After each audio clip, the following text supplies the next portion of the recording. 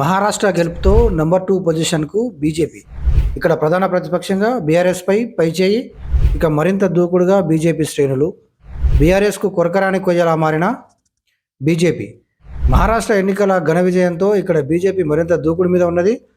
తెలుగు ఓటర్లు కూడా ఉండే మహారాష్ట్రలో ఆ ఎన్నికల ఫలితాల ప్రభావం తెలంగాణపై ఖచ్చితంగా ఉంటుంది. దీంతో ఇక్కడి బీజేపీ శ్రేణులకు ఇది కొత్త ఉత్సాహాన్ని ఇచ్చింది. ఇప్పటికే రాష్ట్రంలో 2 ప్రతిపక్షాలు బీఆర్ఎస్, బీజేపీ నువ్వా నేనా అన్నట్టుగా పోరాడుతున్నాయి. ప్రధాన ప్రతిపక్షం మేమంటే మేమని వారికి వారే కితాబిచ్చేసుకుంటున్నాయి.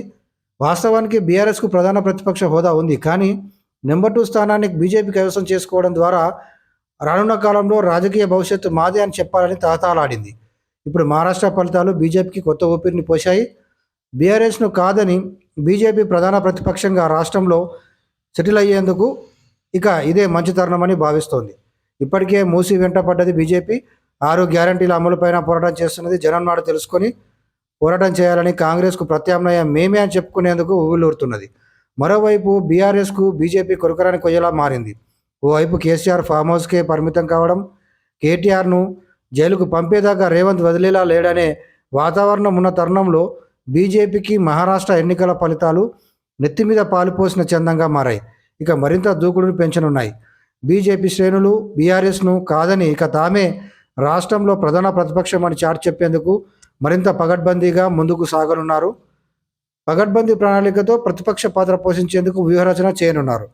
కాగా ఇప్పటికే ఎమ్మెల్యేల ఫిరాయింపులకు సంబంధించిన విషయంలో హైకోర్టు స్పీకర్కే తుది నిర్ణయం ఆయన తీసుకునేదే ఫైనల్ అని చెప్పడం ద్వారా మరింత వలసలకు అవకాశం ఉందనే ఒక వాతావరణం కనిపిస్తున్న తరుణంలో పీసీసీ చీఫ్ మహేష్ కుమార్ గౌడ్ కూడా కేటీఆర్కు సన్నిహితంగా ఉన్న ఎమ్మెల్యేలు కూడా కాంగ్రెస్తో టచ్లో ఉన్నారని చెప్పడం ఒక కలకలం రేపుతోంది.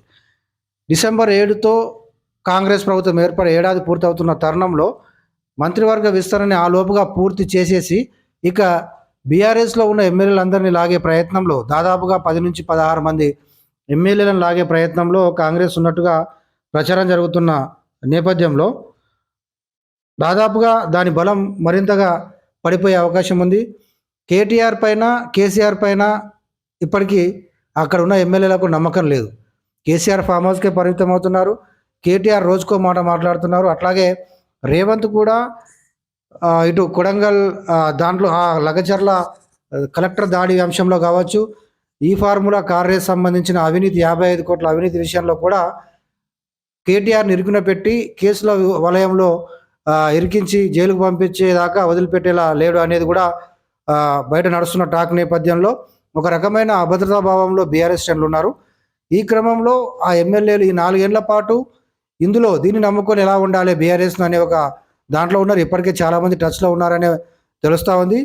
తాజాగా హైకోర్టు ఇచ్చిన తీర్పు నేపథ్యంలో మరింత మంది బీఆర్ఎస్ ఎమ్మెల్యేలను లాగేందుకు ముహూర్తం ఖరారవుతున్న తరుణంలో డిసెంబర్ 7 తర్వాత ఆలోపు మంత్రివర్గ విస్తరణ పూర్తయిన తర్వాత ఇక వరుసగా అందరినీ లాగేసే ఆ కార్యక్రమం ఒకటి రాజకీయ పునరేకీకరణ పేరుతో అప్పుడు కేసీఆర్ ఏదైతే చేశాడో ఇప్పుడు మళ్ళీ కాంగ్రెస్ కూడా అదే స్టాండ్ తీసుకొని వాళ్ళందరినీ లాగే ప్రయత్నం, వలసలకు అవకాశం ఉండే ఛాన్స్ ఉంది. కాబట్టి అది బలం సన్నగిల్లడం, ఇటువైపు బీజేపీ మరింత పార్టీ పరంగా బలోపేతం చెందడంతో నెక్స్ట్ ఎవరు ప్రధాన ప్రతిపక్షం రాష్ట్రంలో అంటే బీజేపీ వైపే ఆల్టర్నేట్గా చూసే అవకాశాలు కనిపించే విధంగా వాతావరణం కనిపిస్తూ ఉంది.